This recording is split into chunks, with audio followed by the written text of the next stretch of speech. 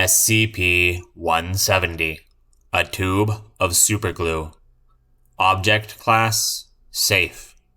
Special Containment Procedure: SCP-170 presents no danger and as such can be contained safely in any secure storage locker.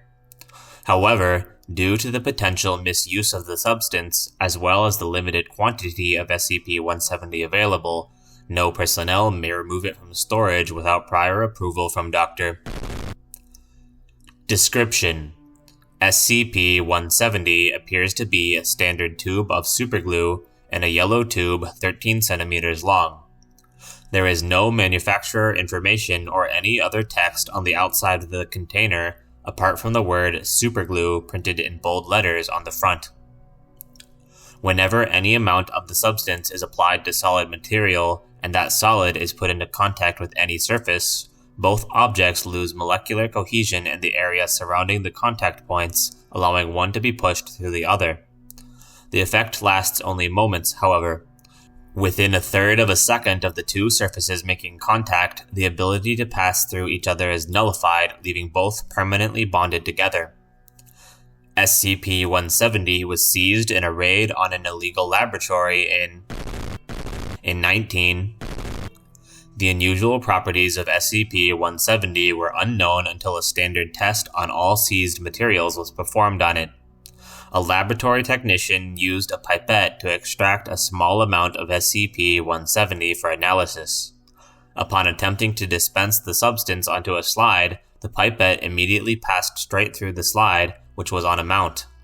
Further tests were run upon the pipette/slide, and it was discovered that they were bonded on the molecular level. Upon hearing of this, SCP personnel were dispatched to confiscate all seized materials. Notable tests: Test 04. Test materials: 1 heavy-duty chain, weights of various sizes. Procedure: a small amount of SCP-170 was applied to the last link of the chain, which was then bonded to the reinforced ceiling of Containment Area 17F.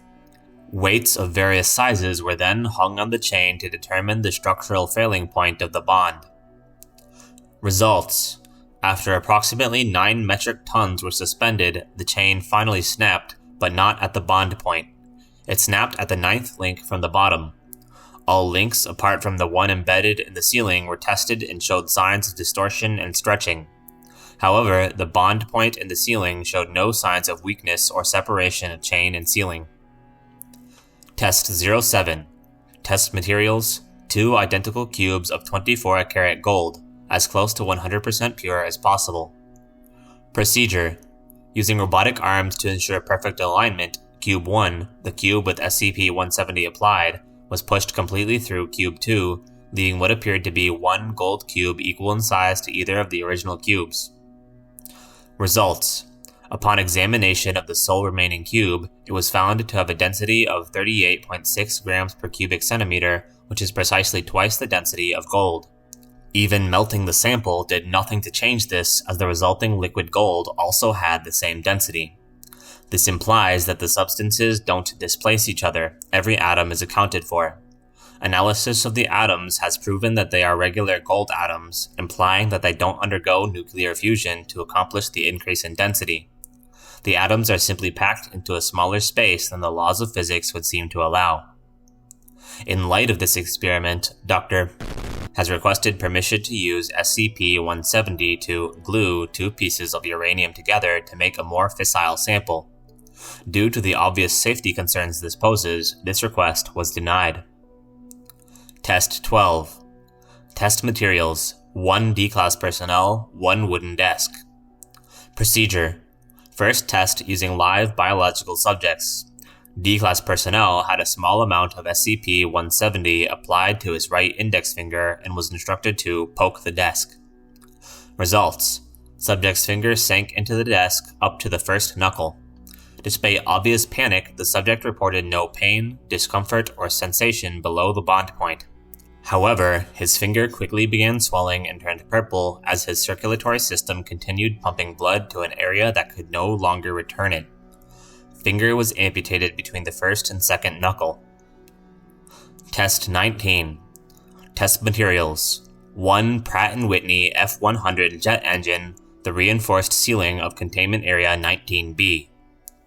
Procedure: SCP-170 was applied to the jet engine mountings, which were quickly pushed 3.2 centimeters, approximately 1.25 inches, into the ceiling of the chamber.